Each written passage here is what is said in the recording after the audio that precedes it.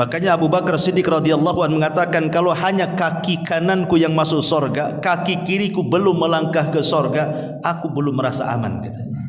Sampai dua-duanya masuk sorga. Dan seorang mukmin tidak akan kenyang beramal saleh sampai akhir tujuannya tercapai, masuk ke dalam sorga. Ma'asyiral muslimin wal muslimat rahimani wa rahimakumullah. Neraka ini satu dari makhluk Allah Subhanahu wa taala yang tidak akan dihancurkan saat kiamat. Dan Allah takdirkan neraka dan sorga itu dikekalkan.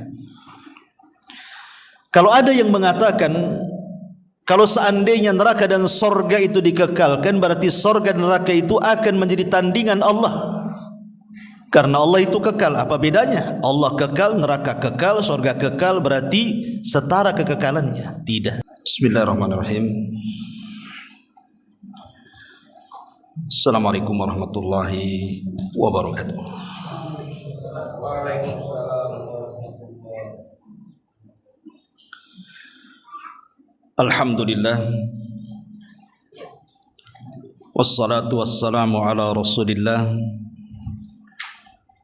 wa ala alihi wa sahbihi wa mawalah, wa la hawla wa la quwata illa billahi wa ba'du. Alhamdulillah, segala puja dan puji hanya milik Allah Subhanahu wa ta'ala. Salawat dan juga salam kita hadiahkan kepada Rasul kita Nabi besar Muhammad sallallahu alaihi wa ala alihi wasallam. Pembahasan di malam hari ini, kalau minggu yang lalu kita membahas tentang kenikmatan sorga, maka malam ini sebaliknya kita akan bicara soal kengerian dan juga dahsyatnya neraka.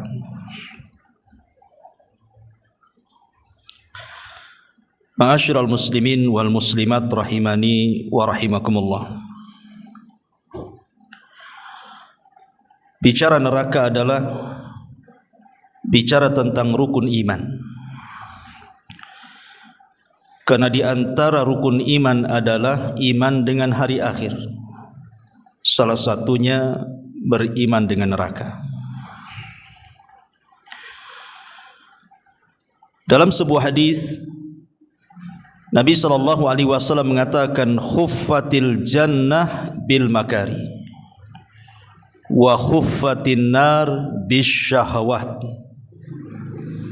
Surga itu dikelilingi dengan perkara-perkara yang dibenci manusia, tapi neraka itu justru dikelilingi dengan perkara-perkara yang disukai manusia. Makanya orang masuk neraka itu tidak perlu belajar, tapi masuk surga itu harus belajar. Masuk neraka itu tidak perlu belajar, cukup maksiat saja, nanti Allah masukkan ke neraka. Makanya ada istilah ketika bicara surga dan neraka itu, kalau surga itu sifatnya darajat, kalau neraka itu sifatnya darokat. Apa darajat dan apa darokat? Kalau darajat itu artinya tangga ke atas, makin tinggi tangganya makin indah surganya. Tapi kalau neraka itu darokat, tangga ke bawah, makin bawah nerakanya makin dahsyat kengeriannya. Ma'asyiral muslimin yang dimuliakan Allah Subhanahu wa taala, ketika Allah Subhanahu wa taala menciptakan surga dan neraka, sebagaimana diriwayatkan di dalam beberapa riwayat, di antaranya Imam Muslim dan yang lainnya, jadi Allah memerintahkan Jibril untuk melihat surga. Maka Jibril pun kemudian berangkat ke surga. Setelah melihat keindahannya, Maka Jibril datang menghadap Allah dan mengatakan, ya Rabb, kalau seluruh manusia tahu tentang keindahan sorga, tidak ada manusia kecuali pasti ingin masuk sorga. Akhirnya Allah Subhanahu wa ta'ala mulai memagari sorga itu dengan perkara-perkara yang dibenci oleh manusia. Setelah itu Allah perintahkan Jibril kembali melihat sorga. Rupanya sudah dikelilingi dengan perkara-perkara yang dibenci manusia. Kata Jibril, ya Rabb, kalau sorga seperti ini tidak ada orang mau masuk sorga. Kemudian Allah Subhanahu wa ta'ala memerintahkan Jibril untuk melihat neraka. Setelah melihat kengeriannya, Jibril datang menghadap Allah dan mengatakan, ya Rabb, kalau neraka seperti itu tidak ada orang yang mau masuk neraka karena ngerinya. Kemudian Allah Subhanahu wa ta'ala memagari neraka dengan perkara-perkara yang disukai manusia, syahwat. Kemudian Allah katakan, sekarang kau lihat neraka itu. Maka Jibril kembali ke neraka, kemudian menghadap Allah dan mengatakan, ya Rabb, kalau neraka dipagari dengan perkara-perkara yang disukai manusia, maka manusia semua akan masuk neraka. Dari sini, hadis ini, ma'asyiral muslimin yang dimuliakan Allah Subhanahu wa ta'ala, seolah-olah mengajarkan kepada kita, hampir sedikit orang yang selamat dari neraka. Karena neraka sudah dikelilingi oleh Allah dengan perkara-perkara syahwat. Dan sedikit sekali orang masuk sorga, karena sorga sudah dikelilingi dengan perkara-perkara yang tidak disukai manusia. Dan kenyataannya memang demikian. Kita lihat di dunia ini, sudah jelas-jelas bahwa jalan menuju sorga itu diantaranya melaksanakan solat 5 waktu. Pertanyaannya, dari orang-orang yang mereka mengaku Islam, berapa banyak orang yang melaksanakan solat 5 waktu bagi laki-laki ke masjid? Sedikit. Apalagi di kampung-kampung kan begitu. Semua orang tua di masjid itu. Anak-anak mudanya kemana? Jangan di kampung, di Batam kurang lebih juga. Tapi kalau untuk perkara hura-hura, buat aja konser musik, undang artis dari Jakarta, nggak diundang pun datang. Celakanya paling depan pula dia. Kalau urusan-urusan yang seperti itu nggak diundang pun datang. Itulah menunjukkan bahwa neraka itu dikelilingi dengan perkara syahwat dan sorga itu dikelilingi dengan perkara-perkara yang dibenci. Aneh gitu ya. Padahal sorga itu sudah dijelaskan kenikmatannya dalam Al-Quran, dalam hadis Nabi, masih kurang tertarik pula manusia. Dan neraka pula sudah dijelaskan kengeriannya dan azabnya, kok mau masuk pula? Bahkan ada yang sesumbar pula, enggak apa-apa saya masuk neraka, biar ketemu artis-artis Hollywood katanya. Lah, kok ada pula ngomong-ngomong kayak gini nih. Dia enggak tahu bahwa dicelupkan sekali neraka itu menghilangkan kenikmatan satu dunia. Ma'asyiral muslimin yang dimuliakan Allah Subhanahu wa ta'ala, yang jelas pada akhirnya apabila manusia sudah diselesaikan semuanya oleh Allah Subhanahu wa ta'ala, maksudnya diselesaikan hisabnya, maka manusia itu di akhirat itu cuma terbagi 2 kelompok saja. Manusia itu hanya terbagi 2 kelompok saja. Kelompok yang pertama yang disebut dengan ashabul jannah, dan yang kelompok kedua disebut ashabun nar. Itu akhir perjalanan manusia. Makanya Umar bin Abdul Aziz rahimahullahu ta'ala, seorang khalifah yang sangat-sangat adil sekali. Kalau kita mengupas biografinya, Umar bin Abdul Aziz itu luar biasa. Berkuasa 2 tahun, tetapi tidak ada orang miskin di negaranya. Saking hebatnya itu aturan yang digunakan Umar bin Abdul Aziz itu. Memberlakukan zakat dan menghapuskan pajak. kemudian memberantas para koruptor. 2 tahun berkuasa, tidak ada orang miskin di negaranya. Itulah Umar bin Abdul Aziz. Harusnya contoh para pemimpin-pemimpin negeri itu, sekali-kali bacalah sirah para ulama, para pemimpin dunia yang pernah menguasai dunia dengan kesuksesannya, seperti Umar bin Abdul Aziz. Tetapi walaupun demikian, Umar bin Abdul Aziz ini walaupun bergelimang dengan kekuasaan,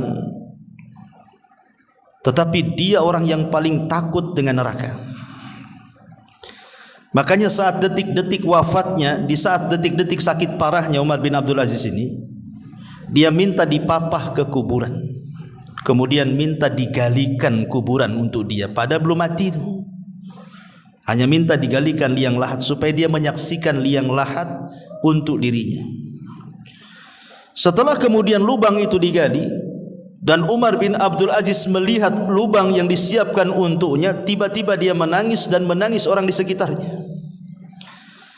Kemudian ditanyakan, wa mayubkika ya Amiral Mukminin, apa yang membuat anda menangis wahai Amiral Mukminin? Maka Umar bin Abdul Aziz mengatakan, aku menangis karena aku tidak tahu dari kelompok mana kelak pada hari kiamat. Apakah aku termasuk kelompok min ashabin nar yang akan masuk ke dalam neraka, ataukah aku termasuk kelompok min ashabil jannah yang akan masuk ke dalam sorga? Karena manusia di akhirat itu akhirnya cuma di 2 tempat ini saja. Kalau enggak masuk neraka, ya masuk sorga, atau masuk neraka dulu baru masuk sorga. Karena cuma ada 2 tempat ini saja, tidak ada tempat ketiga. Makanya kenapa kemudian Allah Subhanahu wa taala dengan tegas mengatakan, faman zuhziha anin nar wa udkhilal jannah faqad faza. Siapapun yang dijauhkan dari api neraka dan dimasukkan ke dalam sorga, itulah kesuksesan yang sesungguhnya. Orang di dunia ini salah pengertian. Orang sukses itu kalau kaya, orang sukses itu kalau sudah menjadi pejabat pemimpin, sudah menjadi pengusaha. Bukan itu barometer kesuksesan seorang muslim. Kalau kesuksesan orang kafir, ya, karena bagi orang kafir dunia ini sorga bagi mereka. Tapi bagi orang mukmin dunia ini penjara bagi mereka.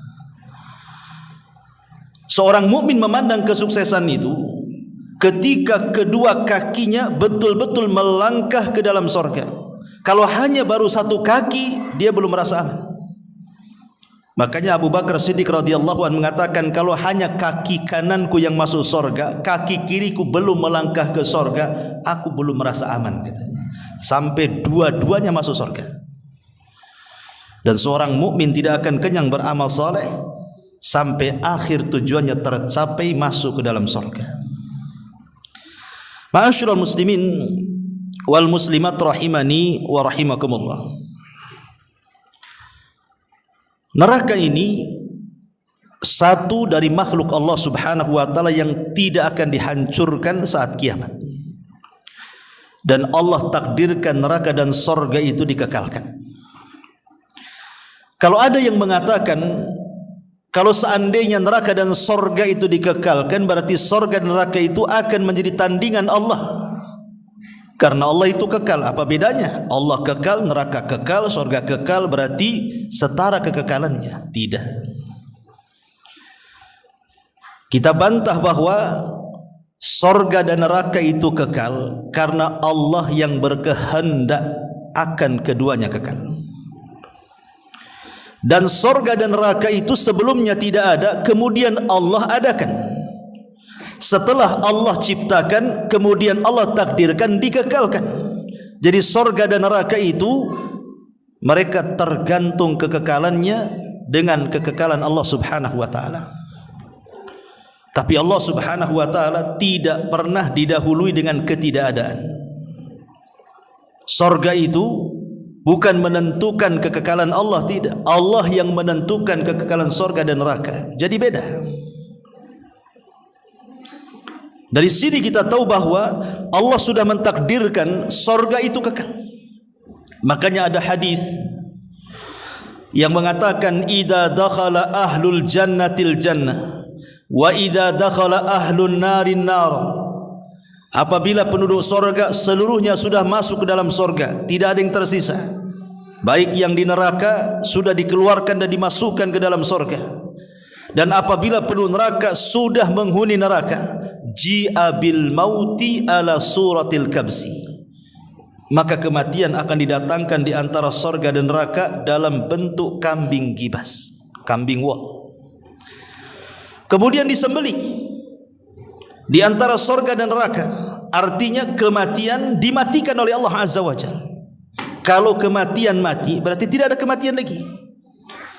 Dari situ Allah Subhanahu wa taala memerintahkan penyeru untuk datang ke dalam sorga dan neraka dan mengatakan, ya ahlal jannah khuludun la mauta lakum. Penduduk sorga, kematian sudah mati, kalian akan kekal selamanya. Wa ya ahlan nar khuludun la mauta lakum. Begitu juga kalian penduduk neraka akan kekal selamanya dan engkau akan tinggal di situ. Ma'asyiral muslimin yang dimuliakan Allah Subhanahu wa taala, neraka ini memiliki leher, memiliki kedua mata, memiliki kedua telinga, dan memiliki satu lisan yang bicara. Disebutkan dalam hadis, Nabi SAW mengatakan, takhruju unuqun minan nari yaumal qiyamah. Nanti pada hari kiamat leher neraka itu akan keluar. Jadi manusia-manusia yang ada di padang mahsyar itu, mereka akan menyaksikan leher neraka itu keluar mendekat mereka, siap untuk mencaplok satu persatu yang berhak diambilnya. Kemudian kata Nabi SAW, laha ainani tubsiran. Dan dalam leher neraka itu terdapat dua mata yang akan memandang tajam kepada siapa yang akan diambilnya. Wa udhunani tasma'an, dan memiliki dua telinga yang akan mendengar. Wa lisan yantik, dan memiliki lisan yang akan bicara. Thumma yaqul, kemudian neraka akan bicara, inni wukiltu bisalathin, aku diserahi oleh Allah untuk mengambil 3 kelompok. Aku disuruh oleh Allah untuk menyambar 3 kelompok. Bikulli jabbarin anid, yang pertama orang-orang yang sombong. Wa bikulli man da'ama Allahi ilahan akhar, dan orang-orang yang menyekutukan Allah Subhanahu wa taala dengan yang lainnya. Wabil musawwirin, dan para penggambar, pelukis yang menggambar dan melukis makhluk-makhluk yang bernyawa. Hati-hati jadi profesi pelukis ini, masuk dalam hadis ini. Kalau melukis pohon kelapa ya tidak apa-apa, melukis gunung, pantai, nggak ada masalah. Tapi kalau yang dilukis itu adalah makhluk yang bernyawa, manusia, binatang, masuk di sini. Nih profesi pelukis, hati-hati. Ya. Walaupun ada sebagian para ulama mengatakan boleh menggambar makhluk yang bernyawa itu asal tanpa kepala. Nah, bolehlah buat gambar kambing, tapi jangan pakai kepala. Kasih aja kepalanya kelapa gitu kan. Tapi nggak cantik juga kan itu. Tapi lihat bagaimana, karena nanti pada hari kiamat para penggambar ini akan disuruh menghidupkan, dan dia tidak akan mampu menghidupkan. Dan ketika tidak mampu menghidupkan, dia akan diazab oleh Allah Subhanahu wa taala, dan azabnya sangat dahsyat karena dia meniru ciptaan Allah Subhanahu wa taala. Ma'asyiral muslimin yang dimuliakan Allah Azza wa Jalla, apabila orang masuk neraka dan api neraka itu sudah dinyalakan, ketika api neraka sudah dinyalakan, maka tidak akan dipadamkan selamanya. Kalau api neraka sudah dinyalakan Allah, maka tidak akan padam selamanya. Yang ada makin besar makin besar. Allah mengatakan, wa idal jahimu syu'irat, apabila neraka jahim itu dinyalakan oleh Allah Azza wa Jalla. Dan dalam ayat yang lain kami tambah api. Kalau kita sudah paham, maka insya Allah kita tidak merasa rendah diri. Adik-adik yang jadi mahasiswa tidak merasa underestimate, merendahkan diri, merendahkan orang lain. Karena kita adalah hamba Allah yang tujuannya jelas. Allah menjadikan aku punya profesi untuk menolong agama Allah. Apapun tujuan kita, apapun profesi kita, maka yang paling mulia di antara kita bukan Ustadz Somad yang duduk di mimbar ini. Yang paling mulia adalah mungkin ibu-ibu yang ibu rumah tangga, tapi dia takut kepada Allah. Bapak-bapak yang biasa-biasa saja, yang tak bisa duduk di sini, berada di sana belakang, tapi hatinya takut pada Allah. Doakan supaya Ustadz Somad yang ceramah ini, yang ngomong ini, hatinya takut pada Allah. Ceramah nih mudah, menggelegar suara. Sebetulnya suara saya ini biasa aja, cuman sound system ini mantap. Terlalu kencang pula ini. Banyak kali ulah Ustaz ini. Bapak Ibu yang dimuliakan Allah Subhanahu. Saya orangnya Ustadz yang tidak pandai basa-basi. Kalau panas saya bilang panas. Kalau dingin saya bilang dingin. Saya ini orangnya yang tidak, saya ini kalau kata pepatah Melayu, singkap daun nampak buah. Tak pandai saya berbasa-basi. Makanya tak banyak orang suka sama saya. Tadi waktu panas tadi tenang, ini sejuk tapi ribut kali. Macam perang di Israel.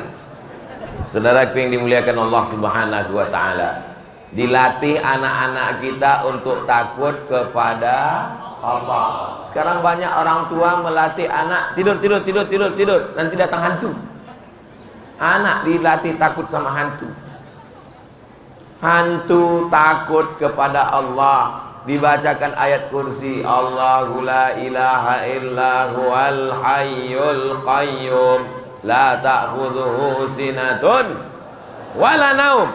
Dia yang tidak mengantuk, dia yang tidak tidur. Kalau atasan mengantuk keluar kota, kamera CCTV kabelnya putus.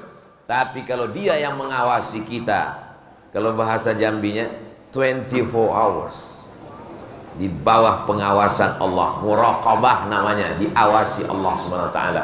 La ta'khudhuhu sinatun wala naum. Pertama, arahnya jelas kemana. Kedua, apapun profesi dipakai untuk mendekatkan diri pada Allah. Ketiga, yang ustadz jangan sombong, yang polisi jangan angkuh, yang TNI jangan merasa lebih hebat, yang pejabat jangan merasa lebih terhormat. Karena yang paling mulia adalah yang paling takut kepada Allah Subhanahu wa ta'ala. Yang keempat, kita semua akan mimda tema taya bawati modar. Ada raja-raja yang kekal abadi di Jambi.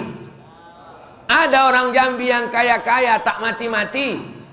Orang kaya mati, penguasa mati, pejabat mati, ustadz mati.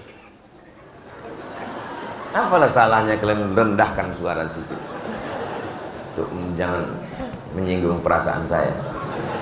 Kita semua akan mati.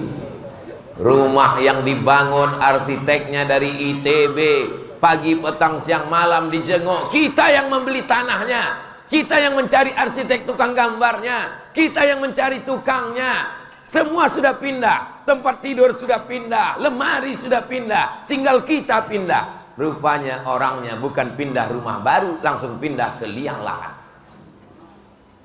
Berapa banyak kejadian. Tak ada yang sulit bagi Allah. Innama amruhu idza arada syai'an ayyaqula lahu kun fayakun. Maka sadari itu. Ketika kita mati nanti, semua jamaah yang menyambut Ustadz Somad menarik-narik tangan, menarik-narik kaki. Saya kalau tangan ditarik biasa, kalau kaki ditarik pun biasa. Ini yang menarik-narik perutnya, saya penggeli orangnya. Kalau gini-gini ya.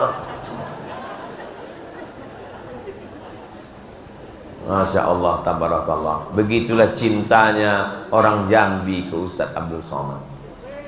Padahal Ustaz Somad ini bukan Nabi, bukan Habib keturunan Nabi. Saya keturunan Nabi juga, tapi Nabi Adam, bukan Nabi Muhammad SAW. Begitulah orang Melayu ini cinta kepada ustadz, kepada orang yang mengajar agama. Ya Allah, saksikanlah ini adalah hamba-hambamu, umat Nabi Muhammad sallallahu alaihi wasallam. 4, kita semua akan mati. Berpikirlah hari ini hari terakhir. Saya berpikir hari Ahad 5 Ramadan, Selasa, Rabu, Kamis, Jumat, Sabtu. Selasa, Rabu, Kamis, Jumat, Sabtu. Udah 6 hari rupanya. 6, betul. Selasa, Rabu, Kamis, Jumat, Sabtu, Ahad, 6 Ramadan. Bagi saya ini hari terakhir saya. Ya Allah, kalau memang hari ini hari terakhirku, jadikan hari ini hari yang paling baik. Tapi kalau kau takdirkan aku masih besok hidup lagi, besok hari Senin, jadikan hari Senin itu sebagai hari yang terbaik. Saya sebelum tidur tadi malam, bismika, pulang dari Sarolangun jam 1.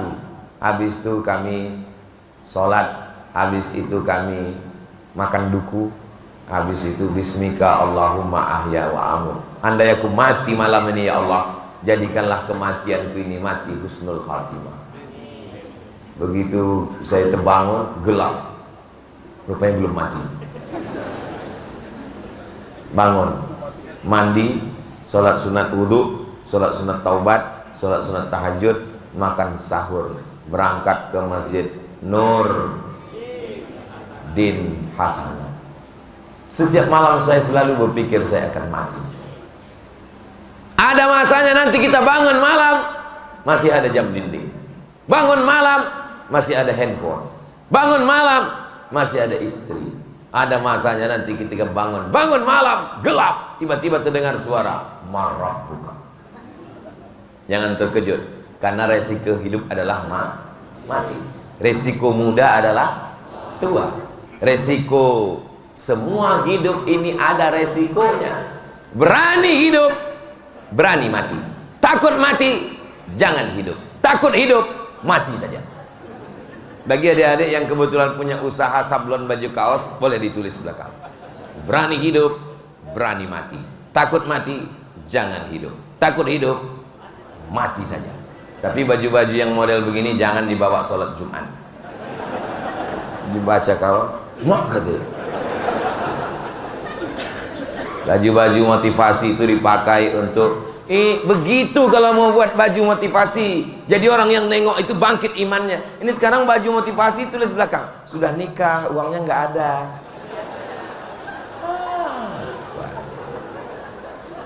Saudara yang dimuliakan Allah Subhanahu wa taala, selalu ingat mati.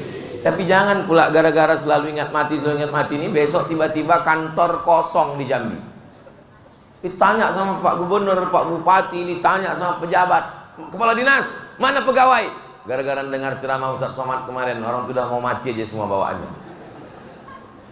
Saya maksudnya cerita mati ini, kita tetap semangat. Yang punya toko semangat buka toko, yang punya sawit semangat mengurus, yang tanam pinang semangat.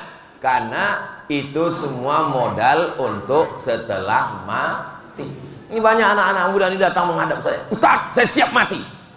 Rupanya kalau kau tak siap, malaikat. Banyaknya anak-anak muda, Ustaz, saya siap mati. Rupanya kalau kau tak siap, malaikat itu kalau datang ditanyanya, udah siap? Mau siap tak siap, kita tetap mati. Yang perlu kita persiapkan itu adalah apa bekal setelah mati. Puasa, bekal. Haji umroh, bekal. Bangun masjid, bekal. Bayar zakat, bekal. Baca Quran. Saya Pak Ustadz bayar zakat, duit tak ada. Sholat, mau sholat kaki pula sakit. Baca Quran. Baca Quran mata Pak Ustadz, asal ku tengok titik batu 3. Pejamkan mata, duduk berzikir. Berzikir pun malas pula Pak Ustadz, mati aja lah. Allah berikan kita keringanan-keringanan. Tak bisa sholat berdiri, duduk di kursi. Tak bisa duduk, berbaring miring ke arah kiblat, kepala ke sini, kaki ke sini. Tak bisa juga terlentang sholat pakai isyarat mata. Allahu Akbar Allah. Tak juga bisa pakai mata. Kita sholatkan rame-rame. Sholat jenazah.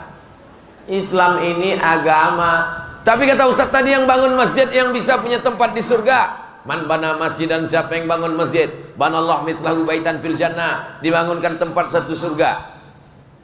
Bagi yang ada harta. Bagi yang tak punya harta, man shalla itsnatai asyrata rakaat, salat 12 rakaat fil yaumi wal lailah, sehari semalam, bunya lahu bihinna baitun fil jannah, dibangunkan untuknya satu tempat di surga. 12 rakaat, jangan sampai tinggal. 12 rakaat itu kapan aja?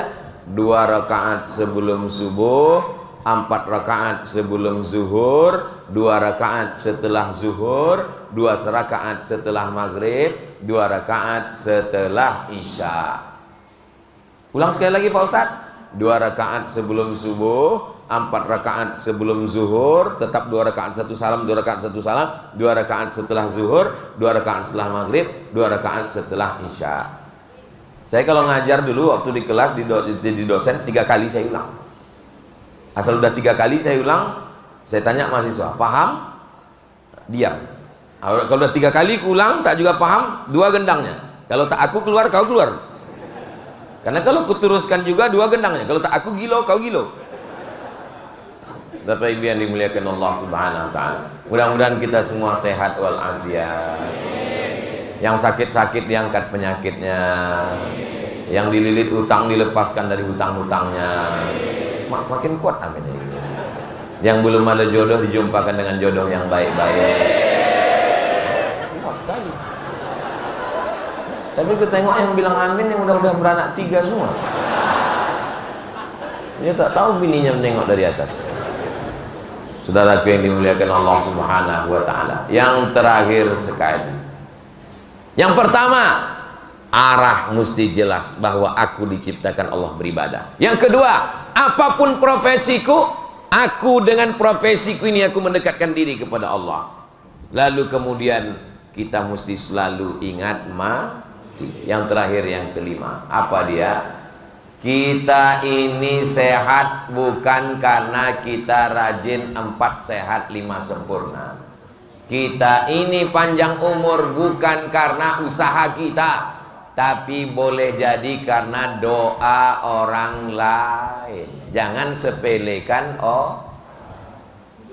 Ustaz Somad datang ke Jambi, bisa tausiah, padahal saat puasa tak disediakan teh manis. Ini Ustadz bisa sehat ini karena doa orang-orang Jambi di Masjid Nur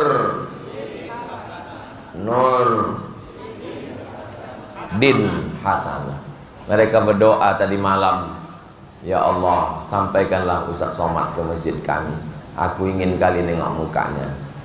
Dialah yang sudah menghabiskan paket-paketku selama ini. Betul? Betul kata orang. Jangan lupa saling mendoakan. Di malam-malam Ramadan masih ada 24 malam lagi. 4 malam sudah lewat. Saya cuma minta doakan. Ibu bapak pejam mata, nampak muka emak ayah, Rabbi fili wali walidayya warhamhuma kama rabbayani shaghira. Nampak muka anak, Rabbi habli minas shalihin. Nampak muka kawan, ya Allah jadikan dia orang baik, husnul khatimah. Nampak muka Ustaz Somad, matikan Ustaz Somad dalam la ilaha illallah Muhammadur Rasulullah. Asal kita pejamkan mata, nampaklah wajah-wajah orang tersayang, doakan dia. Aku Pak Ustaz asal ku pejamkan mata, nampakku tukang kredit. Waktu sedang tawaf nanti saat kita umrah, pejamkan mata, nampak siapa saja, doakan dia. Kalau kita cinta dan sayang, apa kata Nabi? Al-mar'u ma'aman ahab. Orang akan selalu bersama dengan siapa yang dia sayangi dan dia cintai. Bulan Ramadan. Kekeliruan yang pertama, ketika azan berkumandang, mulut masih berisi tempoyak. Allahu Akbar, Allahu Akbar. Dikeluarkan atau ditelan? Keluarkan. keluarkan. Karena kalau ditelan batal puasa.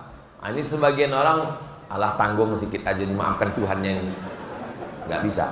Kulu, makanlah, washrabu, minumlah, hatta yatabayyana lakumul khaytul abyadu minal khaytil aswadi minal fajr. Ini kesalahan yang pertama. Dua, selesai tausiah, selesai azan subuh, sholat di rumah. Ini keliru. Karena hikmah daripada makan sahur, tasaharu, bersahurlah kamu, fa inna fis sahuri barakah. Dalam sahur ada barakah. Di antara barakah sahur, membiasakan diri sholat tahajud. Pak Ustadz, di Jambi subuhnya jam berapa subuh di Jambi? Jam 5 kurang 5. Iyalah segitulah pokoknya. Bangun jam 5 kurang 15, tetap salat tahajud.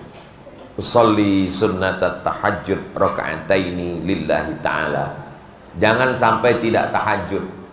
Jangan sampai 6 malam ini sudah lewat, apa boleh buat? Yang malam besok tahajud insyaallah.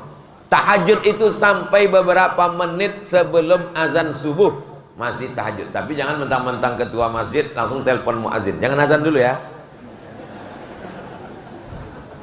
Aku mau tahajud ini. Aku belum sahur ini. Gak bisa.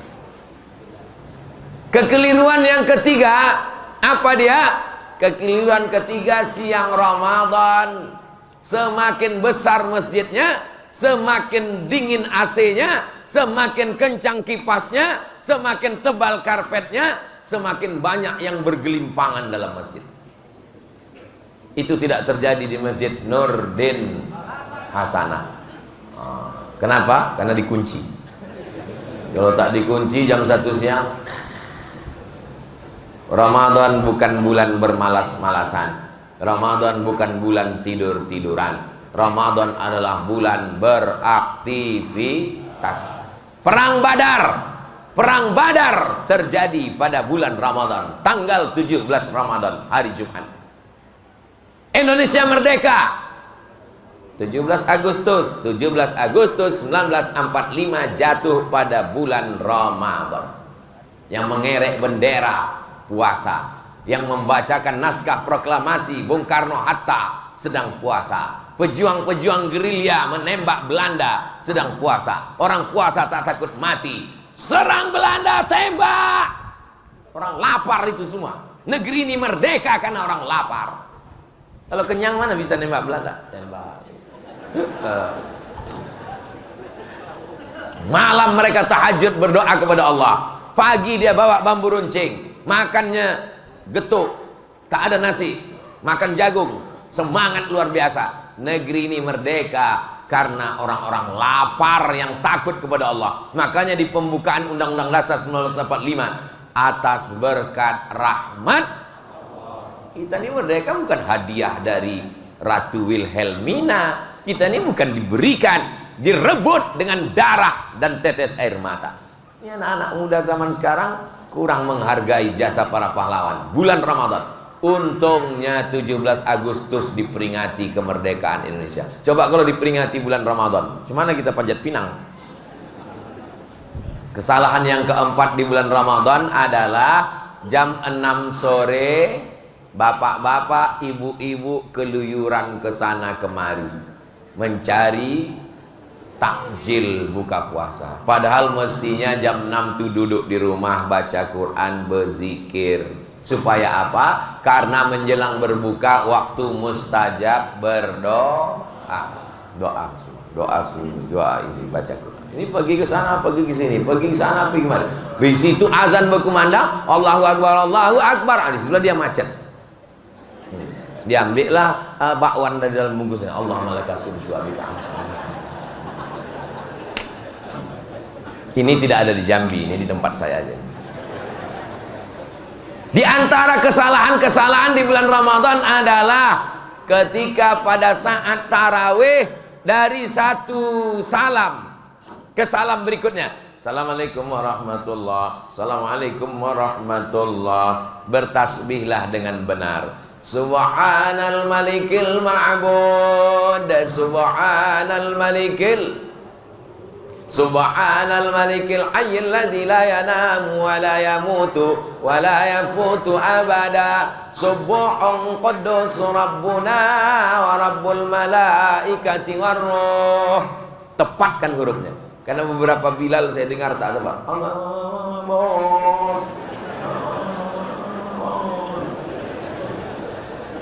Solawatnya itu betul kan. Allahumma salli ala Sayyidina Muhammad.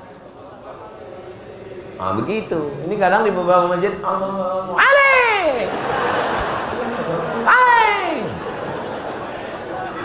apa? Bagaimana kau beradab? Selawatmu dari Jambi dibawa malaikat ke hadapan Rasulullah SAW.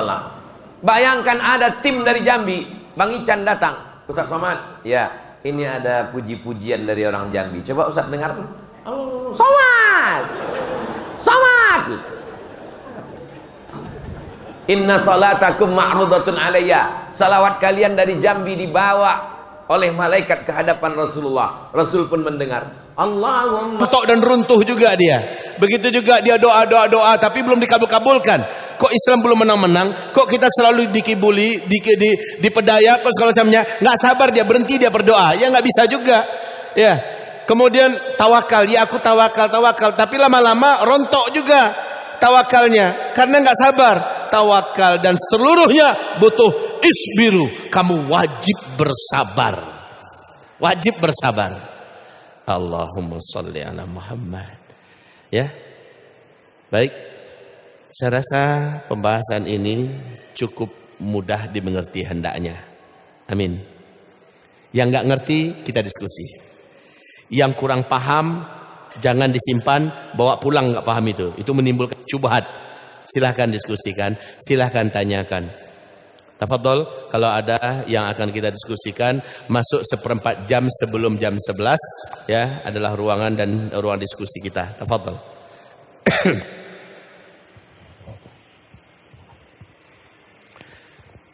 Bagi yang ingin menulis, tulis pertanyaannya, ditunggu di meja kita di depan. Bismillah.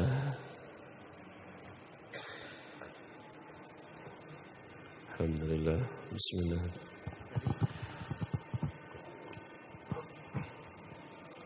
Alhamdulillah. Bismillah. Bismillah.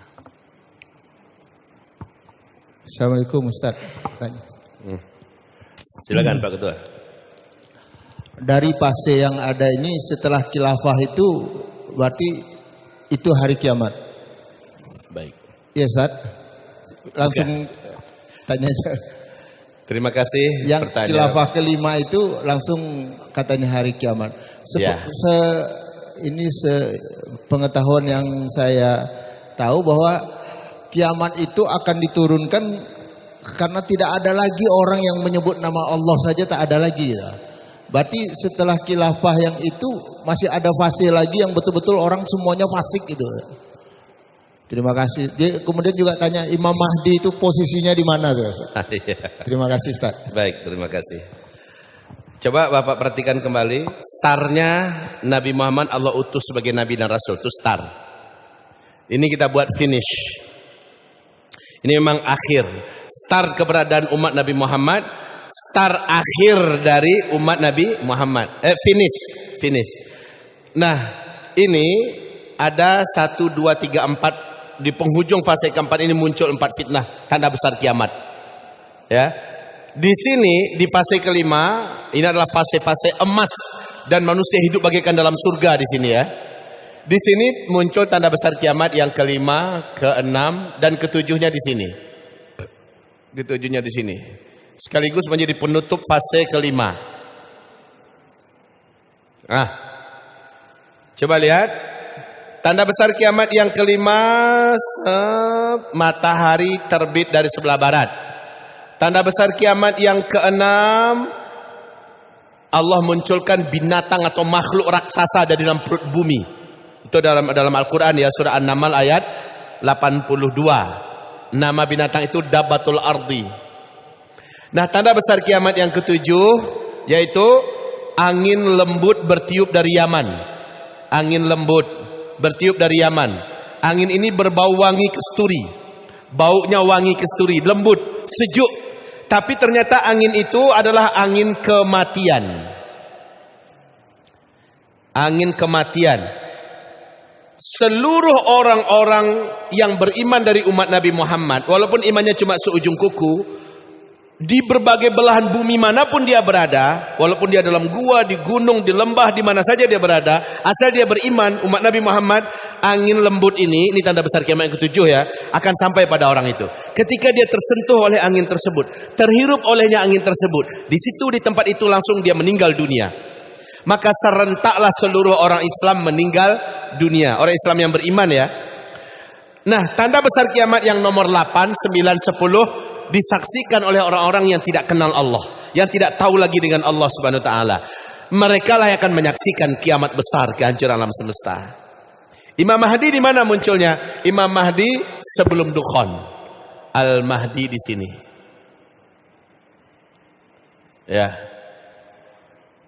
Ada beberapa riwayat yang agak sedikit saya ragu sebelum Dukhan atau setelah Dukhan. Tapi kalau saya pribadi saya yakin munculnya Imam Mahdi sebelum Dukhan.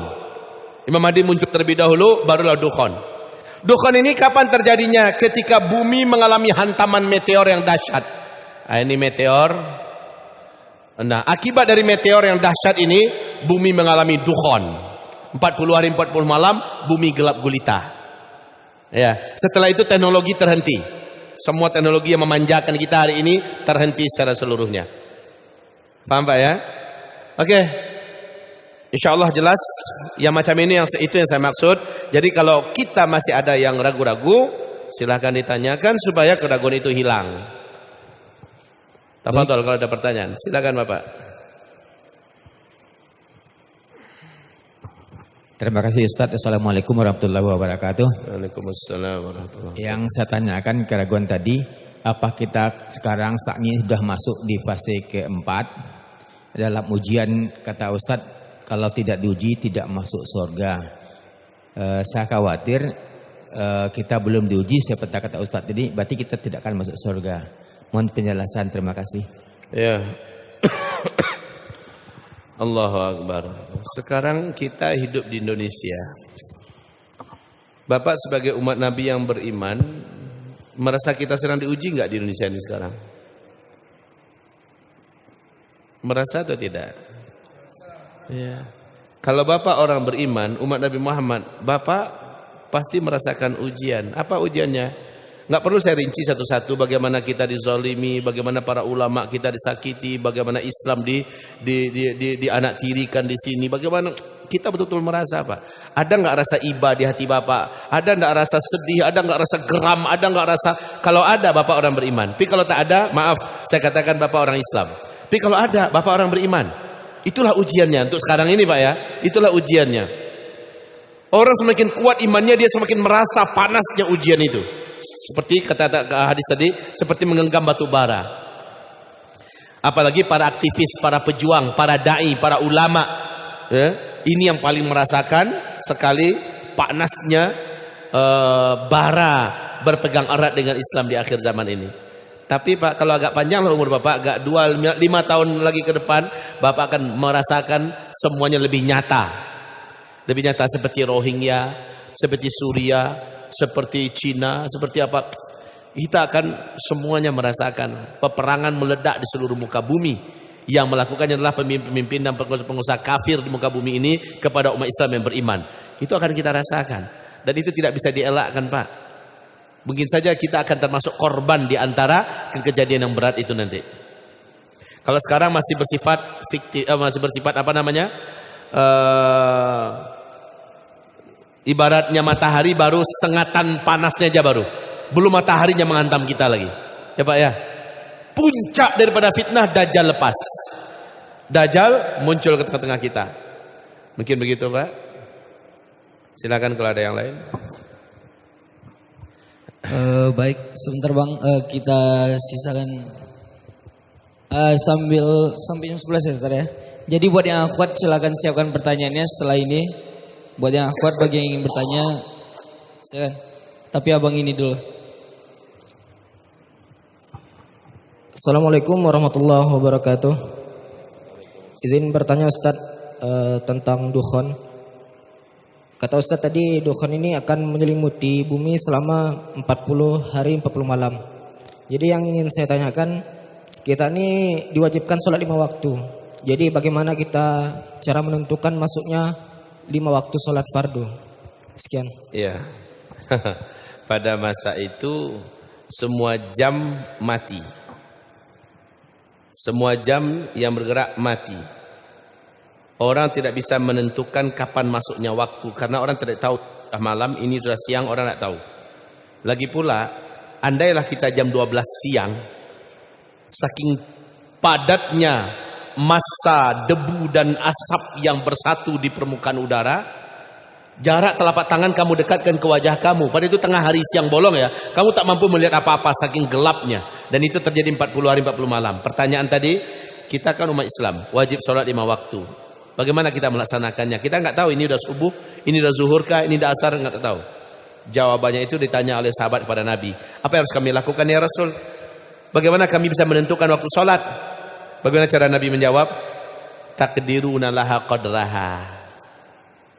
Saat itu kalian memain kira-kira. Kalian kira-kira aja, ini kira-kira subuh nih. Ini kira-kira zuhur nih. Main kira-kira aja. Kemana arah kiblat kita? Kalau memang kita di luar rumah, kita main kira-kira. Tapi rasanya akan ada yang berani main keluar itu. Mata pedih minta ampun karena debu ya. Debu dan asap itu nyatu. Masker yang kayak gini nih nggak lawan ini.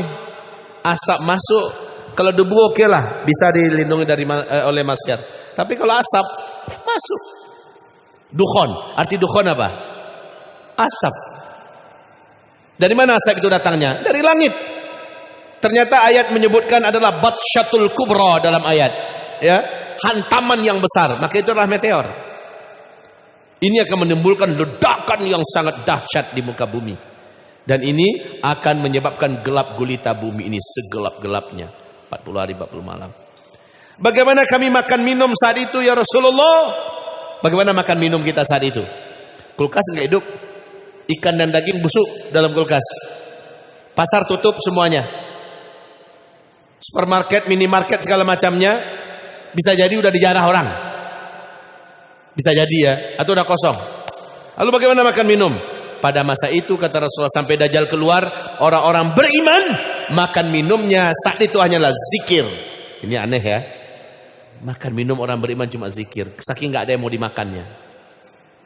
Disitulah orang beriman nanti berkata, ya, orang yang paling kuat iman setelah dukhon hilang, menjelang Dajjal muncul nih, dia lewat di atas depan kuburan. Apa katanya? Kalaulah aku yang ada di dalam kuburan, alangkah ringannya hidup ini. Saking beratnya hidup di atas tanah. Padahal dia orang beriman. Dia orang beriman. Nah. Ya. Baik. Ada yang akhwat mau bertanya? Bagi yang akhwat ada yang mau bertanya?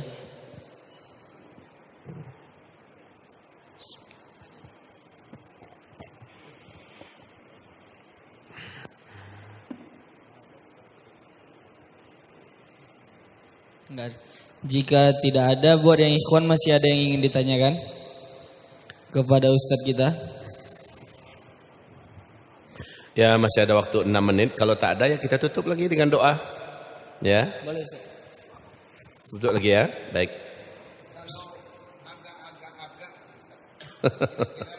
Fase kira-kira perkiraan berapa